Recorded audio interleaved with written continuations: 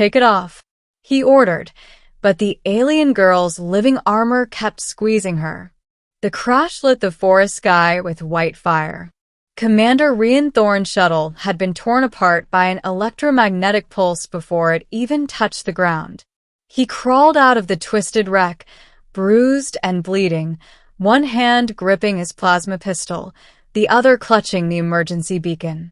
Smoke drifted into the purple sky, where alien constellations blinked like strange eyes. Sector 9, Planet Euthys, he muttered, checking his wrist display. Hostile terrain.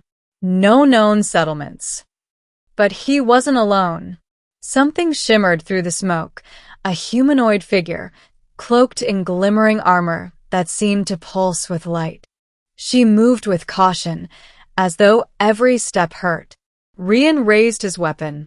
Stop right there, he barked. The figure froze.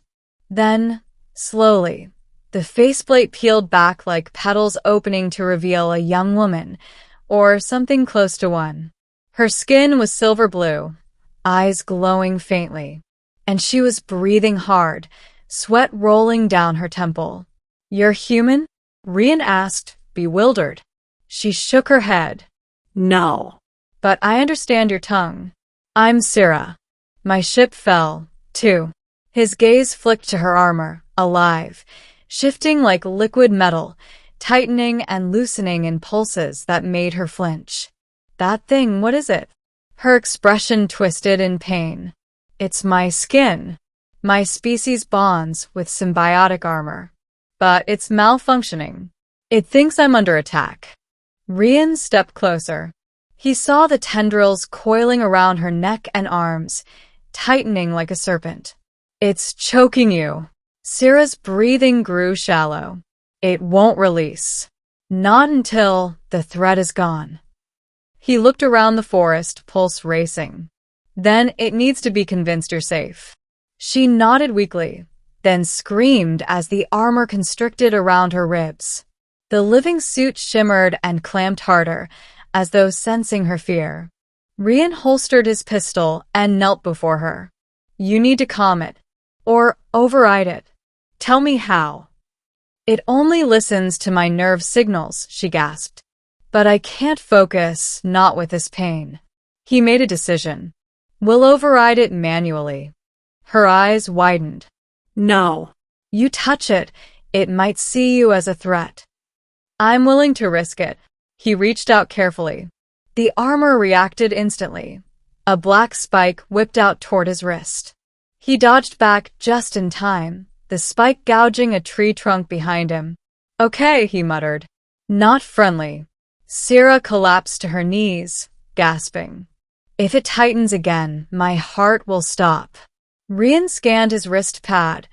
Biological readings showed the armor had integrated into her circulatory system, pumping energy and oxygen, but now it was draining her life instead.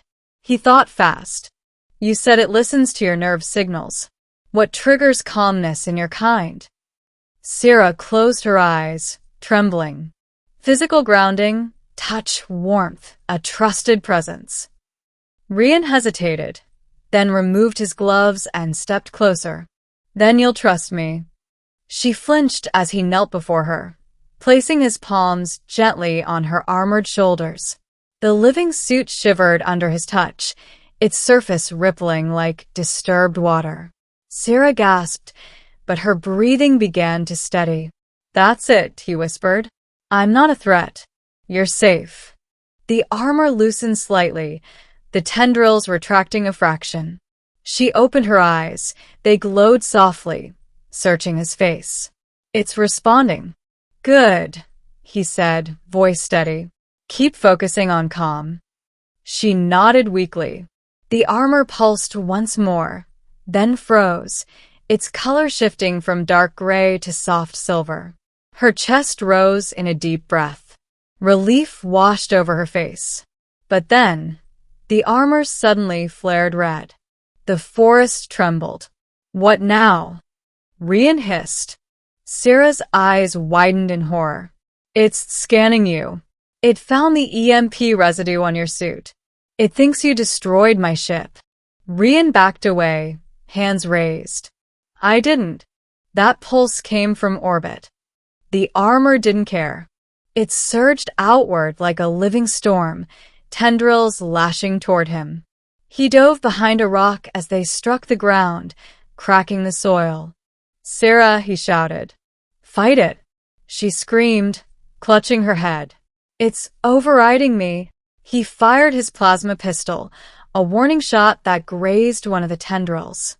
The armor recoiled, shivering violently, and then wrapped around her even tighter, as if punishing her for resistance. She fell, writhing. Rian sprinted toward her, grabbed her shoulders, shouting, You're not its prisoner. You command it. Tell it who you are. Her voice came ragged. I am Sarah, warrior of the Tlon symbiont, obey. For a heartbeat, nothing. Then, the armor froze mid-movement. Its red glow flickered, then dimmed. Sarah collapsed into his arms, limp and gasping. The armor now lay flat against her body, no longer aggressive, but still clinging tightly, like a second skin. He helped her sit.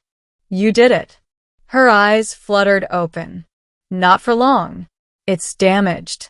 It won't stay dormant unless it detaches. Detach it then. Tears welled in her glowing eyes. I can't. It's alive. It fears death. Rian clenched his jaw. He couldn't let her die because of a panicked creature. Then he remembered his medkit contained a neural stabilizer. It could suppress overactive synapses, maybe even pacify the armor's bond. He pulled the device from his belt. This might help, but it needs to be applied directly to the symbiont core. Where is the core? He asked. She hesitated, then touched the center of her chest, just above her heart. Here. He swallowed. You'll need to trust me. I do, she whispered. Rian pressed the stabilizer gently against the armor over her chest. It hissed, lights flashing as it scanned. The armor reacted instantly, tendrils coiling around his wrist, heat building beneath his palm. Hold on, he shouted, activating the pulse. A surge of blue light rippled through the armor. Sarah screamed, then went still. For a long, tense moment, nothing moved. Then the armor began to soften, its surface peeling away like petals opening to the sun.